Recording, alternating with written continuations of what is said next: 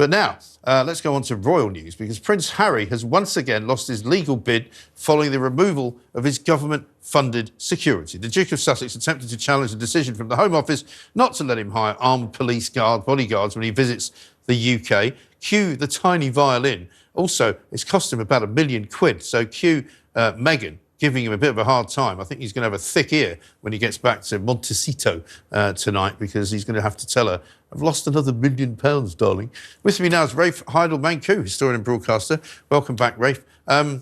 This man seems to be addicted to lawfare, if we want to invest in that new word that Donald Trump invented. He can't stop suing people. Well, I said before, he's got an addictive personality, clearly, because it does extend also to these law cases. Now, he's lost this right of appeal, but it's not the final right of appeal. So he can still appeal this one more time. Right. So I mean, is he going to just keep going? Well, it's only got one more stage to go. Yeah. But, let's remind ourselves here, this is the first time in history that a member of the royal family has taken his father's government to court. Quite unprecedented. Yes. But in denying the appeal, it reinforces the original opinion, which was essentially that if you are not a working royal, why should the British taxpayer pay for your security? Yes. Prince Andrew doesn't have security. He's not a working royal. Right.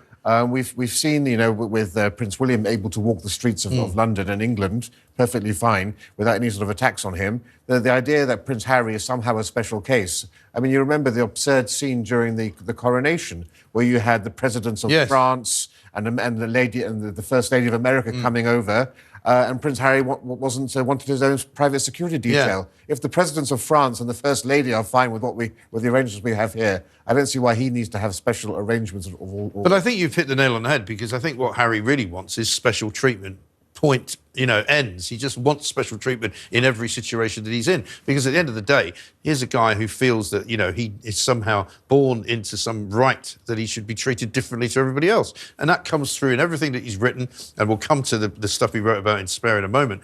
But, when he first started this lawsuit, he said he didn't feel safe coming to Britain, that he sort of tried to invoke the unfortunate death of his mother as some kind of reason why he feared the public and why he feared being assassinated or whatever it was. And he said he didn't feel safe bringing his children here. But since he made those claims, he's been here loads of times. He's been here loads of times, but also it's the exaggeration about the threat that he feels. Just because the press surround you, as they did when he was at an event in Kew Gardens, perfectly normal media scrum, somehow this became a security threat. Yeah. But I'm sorry, if you are a celebrity, if you're a member of the royal family, you have to expect these sorts of things. These paparazzi aren't armed with machine guns or anything like that.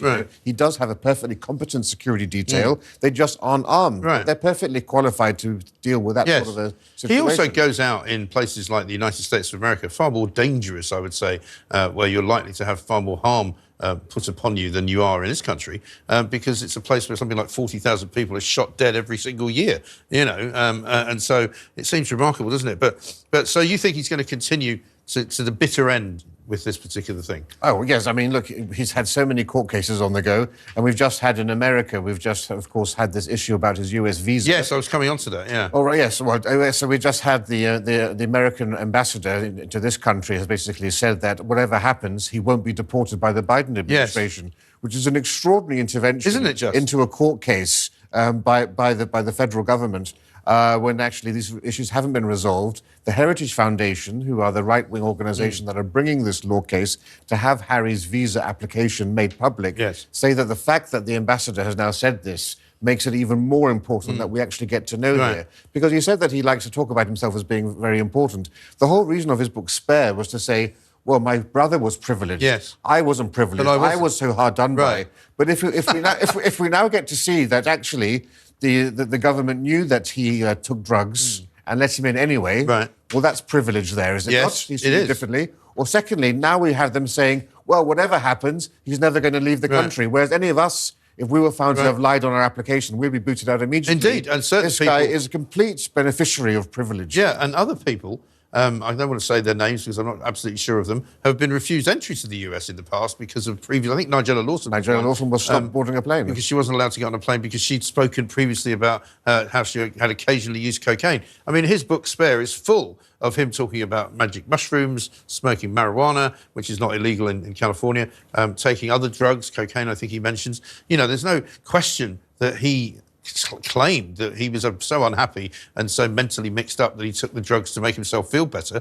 So if he has made all of that up, that makes him an even more desperately strange character, doesn't it? It's a no-win situation. Either you lied on your application form, in which case, you're a liar, or you lied in spare, in which case you're a liar, you made money out of it. So which of these is? There's no way out of it for him, and actually increasingly there's no way of the government either, or the US government, saving face here either. Right. In both of their cases, it seems as if they're both basically on a hiding to embarrassment. Yeah, I think so. And it's a very strange place that he finds himself in, isn't it, where he's sort of been kind of debanked, if you like, for want of a better word, in America. They're no longer the people that they thought they were going to be. They don't seem to. I see that at the weekend he was playing polo, and of course Meghan managed to make her way onto the winners' sort of podium and push everybody else out of the way while she stood there kissing him and holding the cup that he'd won.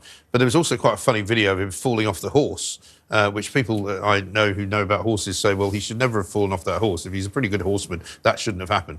But playing polo is hardly going to feed into their sort of amazing world of helping the underprivileged to sort of be given a helping hand. It's literally called the sport of kings, right? It This is a man who wants to distance himself from the monarchy completely. And yet, so I mean, this is the most elitist, the most exclusive and expensive sport you can play on land, and it's completely runs contrary to this whole idea that he's one of the people singing Kumbaya while having his chai latte. Yes. But what you have to remember here now is that in America, it's really exclusively now the Meghan show. Yes. Meghan has now got this Netflix deal to do a show about, cooking and gardening and entertaining and friendship. Friendship, I'm looking forward to that one. No mention of family, of course, because family's not her strong point. Well, her family's at the moment, I think her brother has been sort of hauled over the coals for making fun of her. And apparently you're not allowed to do that anymore. So apparently YouTube have given him some kind of warning because he's been issuing what have been described to me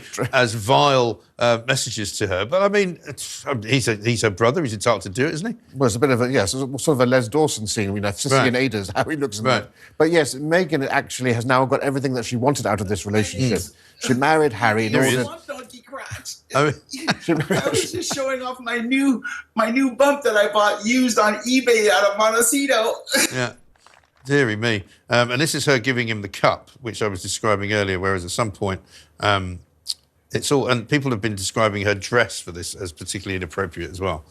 But the point I'm trying to make here is that everything that Meghan did got her to this spot. She wanted to marry Harry to advance herself as an international star. She's using that to promote her lifestyle brand. And I think these new Netflix shows work very well with what she's done in terms of her American Riviera Orchard branding. Yeah. But poor Harry doesn't have any discernible skills. No. There's no commercial abilities that he's got. Yeah. He can be a prince, he can be a soldier, he can play polo. Yeah. Well, Netflix have done the prince thing with the Harry and Meghan documentary. They've done the soldier bit with Invictus. And now they're doing polo with this show here. But beyond that, there's nothing that he has left. No. That's why he's been, I think, saying, well, I would be happy to come back to England and help out the royal family in their time of need. Right. Because all that he knows to do is be a royal. I mean, this is the thing. Well, I suppose if Donald Trump does win the presidential election in November, he may help him out with that particular wish because he could deport him.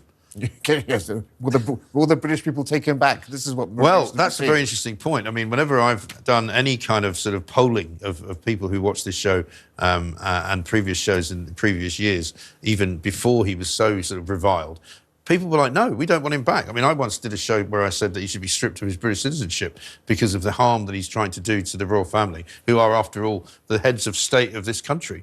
And almost everybody agreed with me. They just don't want to see him. Harry, what have you done? Because you can really quite see in the future in a situation perhaps where if he does want to come back to this country because he seems quite unhappy and rudderless in America. Yeah. He's got no purpose. I mean, they're trying to create essentially in America a mini version of of the royal court in Britain. Yeah. Their website's more regal now. Ridiculous. They're calling their kids prince and princesses because all he knows to do is to cut a few ribbons, read a pre-scripted speech. And that's about it. And the point about British royal family to Americans is that they like it because it's British. They don't like it because you live in California and because one of you's American.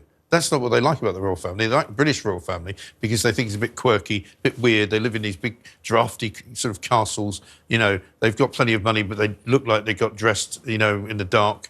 You know, that's kind of what they like. Well, and it requires prestige. You know, Charles de Gaulle once said, "Prestige cannot survive without mystery, for one reveres little what one knows well." Yes. And I'm sorry, we know Harry and Meghan far too well now. More than I ever wished to know. Exactly, even his Todger. Yes. So once you know that amount of information, as he put in his book Spare, it's very hard for people to look up to an institution or to a couple like that as being royal. They've just entered the world of LA celebrity stardom, which is a very vacuous and superficial world to inhabit, unfortunately. Well, perfect for them. Perhaps been very, very suitable. Perfect for them. Rafe, thank you very much indeed. Rafe Heydel-Mankoo there.